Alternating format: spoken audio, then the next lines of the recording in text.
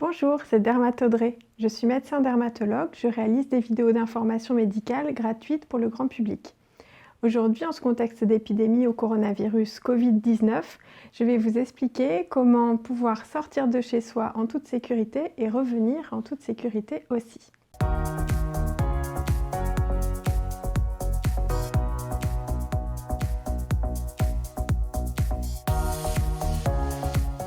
Depuis 3 semaines, la France est en confinement, c'est-à-dire que nous devons minimiser le nombre et la durée des sorties pour les limiter à ce qui est essentiel.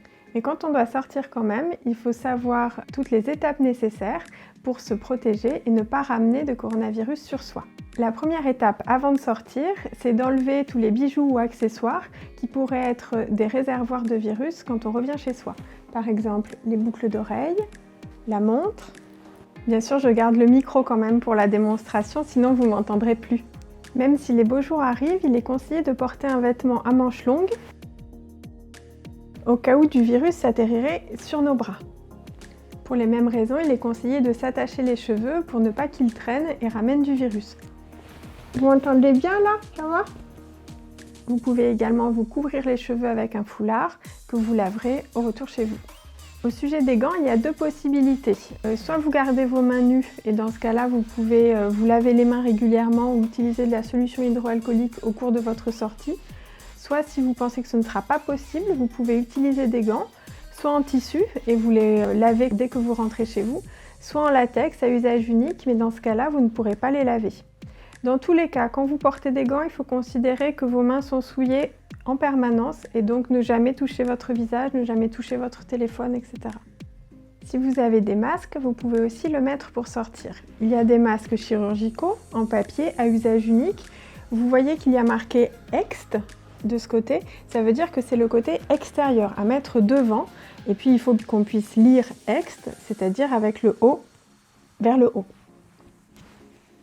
Quand on met le masque, il faut le mettre en tenant les petits élastiques et ensuite on le déplie sur son visage. Une fois qu'il est posé, on ne doit plus jamais le toucher jusqu'à ce qu'on l'enlève par l'oreille aussi. Si vous avez des masques en tissu artisanaux dits alternatifs, ils sont un petit peu moins efficaces que les masques chirurgicaux à usage unique, mais ça aide quand même. Les masques en tissu ont en général des plis qui doivent être dirigés vers le bas pour ne pas faire réceptacle pour les poussières et le virus. Donc ils s'utilisent comme ça, et on les pose également sur les oreilles et on le déplie. Voilà, de mon côté j'ai fait le choix de ne pas mettre de gants pour pouvoir utiliser de la solution hydroalcoolique. J'appuie pour ajuster mon masque et je passe à la salle de bain une dernière fois pour me laver les mains avant de partir, au cas où je serai moi-même porteuse asymptomatique du virus. Pour sortir, je prends un minimum d'objets pour ne pas risquer qu'ils soient souillés, donc juste un moyen de paiement, si possible sans contact, et mon téléphone. N'oubliez pas votre attestation correctement remplie avec les justificatifs nécessaires, votre pièce d'identité et le justificatif de l'employeur si besoin. Coucou! Voilà, je reviens chez moi. Je suis allée faire des courses à manger. Il faut considérer à partir de maintenant que l'ensemble de mes vêtements, de ce que je ramène, a été souillé par le virus. Je dois donc enlever mes chaussures et les laisser dans un coin, ne pas les toucher pendant plusieurs jours. Je peux également enlever ma blouse et la mettre directement à laver. Je peux enlever mon masque en faisant attention de le faire par les oreilles. Coucou! Donc comme on disait tout à l'heure, les courses sont souillées, mais également les poignées de porte et les interrupteurs que j'ai touchés.